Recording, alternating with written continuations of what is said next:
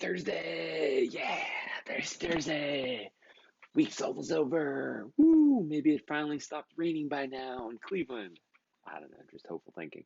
So we're going back to the lower body today, guys, for the vast majority of our work. And we're coming at you with two pieces of strength and workout with something that is really kind of an old school, right in the face CrossFit type workout. So first piece is going to be a strength wizard portion. It's going to be a lift. You guys are going to accumulate 50 reps each side, right, left, therefore insinuating this is going to be a single leg movement of a single leg RDL. I don't care how you guys weight this. I don't care if it's a one arm, the opposite arm, if you're holding something with both arms. As long as the quality is there and we're able to stick to the tempo. The tempo is going to be 4 seconds down or hip back if you want to think of it as a horizontal movement into position. 2 seconds, pause in that isometric position at the bottom, maintain the loaded hamstring, okay? So we're loading the 4-second hamstring down, we're holding the 2-second hamstring at the bottom, we have a normal concentric movement coming back up. The hip extension, 1 second pause to probably take a breath before you take yourself back down into the next RDL. All right, so it's 50 total each side. I don't care how you guys break them up. You can break them up evenly. You can even just start doing them, and once the quality starts to wane a little bit, switch legs and kind of go back and forth like that. It's up to you. Doesn't matter. Second piece today is going to be, oh, real quick, if you don't know what a single leg RDL is, stick around for the later part of the video and I'll go over it for you. Second part is going to be, like I said, old school, right in your face kind of aggressive CrossFit workout. 20 reps, 15 reps, 10 reps, 5 reps. You're only going to do 5 once, back to 10, back to 15, back to 20. Okay, so 20, 15, 10, 5, 10, 15, 20, toe to bar, and then wall balls. All right, I will demonstrate these. You guys haven't seen me demonstrate wall balls yet, mostly because I haven't necessarily set that up at the garage gym, but I will do it off the side of the building just for you guys, so stick around and I'll go over the RDLs as well.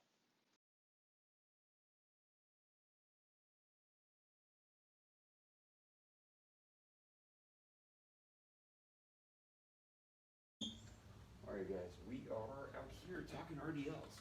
So, like we said, 50 total reps, in which case this probably isn't going to be a super heavy RDL. It's already a single leg, so that's going to knock the weight down dramatically anyway. All right, in a perfect world, we're looking for as much quality as we can here, trying to specifically target that hamstring, which probably means a single weight, a single load here that I can hold in both hands. All right, so it can be a dumbbell, it can be a kettlebell, in which case I would probably just be holding it closer and working on my balance from there. If it's a barbell, I can hold it a little wider, wherever it allows me to create stability so that I can go into my rep 4 seconds down, 2 seconds bottom, up for 1, where I can reset the balance and reset my breath a little bit.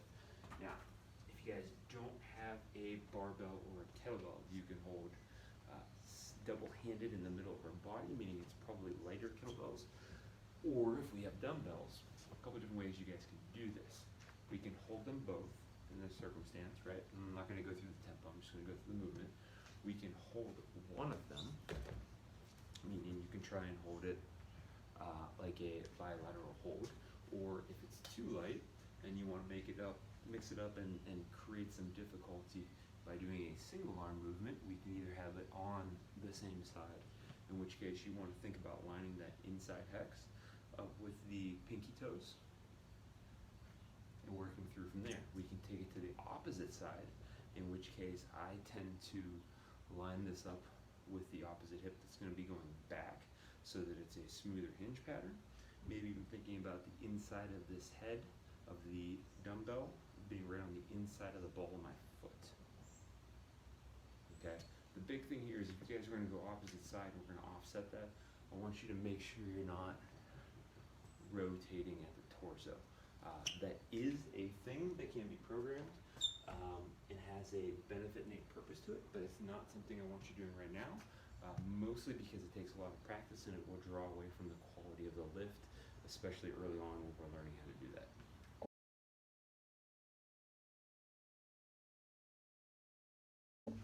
All right, here's my workout today with the toes to bar and the wall balls.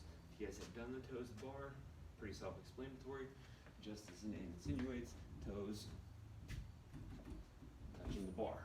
For the purpose of today's workout, since this is old school CrossFit, kipping is allowed. I'm not looking for a strict toe to bar here. I'm looking for something you guys can string together, do aggressively, and keep that tempo high on, okay? I'll go over the modifications in a second. For the wall ball, since I'm gonna have to change positions here and head outside, I'm gonna talk through this, and then you guys will see a little video of me demonstrating this at the end.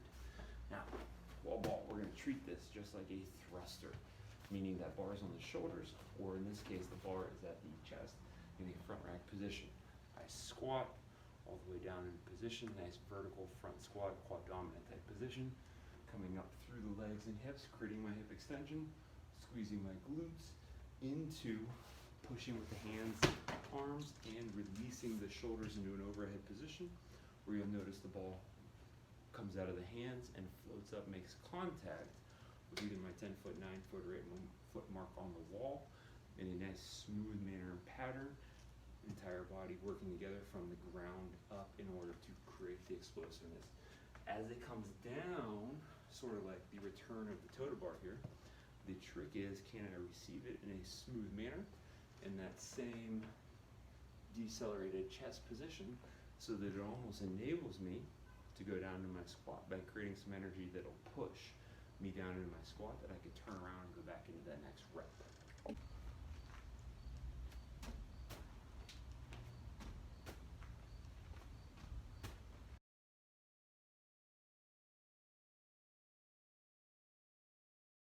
Stay tuned for movement modifications.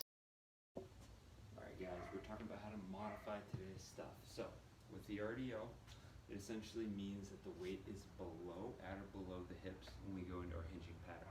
It's pretty much the same thing as a good morning, right? Which signifies that the weight is on the back of our shoulders. So if there is a way that you are better at doing the good morning single leg than the RDL, then that's fine. We can always do that good morning. One of the easiest modifications with a band is just to loop it under the mid part of the foot, go into our hinge, and then create our extension from there. Right? If you have a band that makes it a little easier to do that in a good morning fashion, that is fine. Under the foot, over the traps, trying to follow that same tempo and pushing through. Okay? For the toe to bar, if we're modifying it, chances are it means we aren't strong enough to control the full range of motion, or we don't have a bar on which we can hang from. If it is the first one, there's a couple things we can do there. One of those is a kipping knee to elbow, in which case we're not gaining full range of motion, but we're still moving our way through that kipping pattern and getting those knees up as high as we can. We can do a straight-legged L raise. It's going to be more of a strict movement. That's going to work the core a ton, because the legs are going to be extended, knees are locked out, toes are pointed out together. We can do a V up on the floor if our issue is no bar above us. And if we need to modify it back from there, tuck crunches, which we've done before. Hollow position, up and contract, back to the hollow position, or just generally speaking, a straight-legged sit-up, legs extended, toes together, knees in a neutral position here, inside as opposed to out to the sides, like a Z press type position. Now, for the wall balls, if we don't have a ball, chances are we're not going to have something leaving our hands. In which case, as I explained when I was describing the wall ball, we're basically just looking at a thruster, right? So whether it's a bar, dumbbells, kettlebells, squatting down and driving up from there. Obviously, the only difference here is we're not letting go of the weight we're utilizing. If we only have one, we can still do the same movement, drive up overhead from there with both arms. Or if you guys don't have the mobility to go overhead, we can always modify that to a single arm movement to gain a little bit more mobility. If, let's say, we don't have anything other than bands, well, a couple options here. One of those options is to take the band, simply do a thruster. So I'm going to take it and put it under each foot.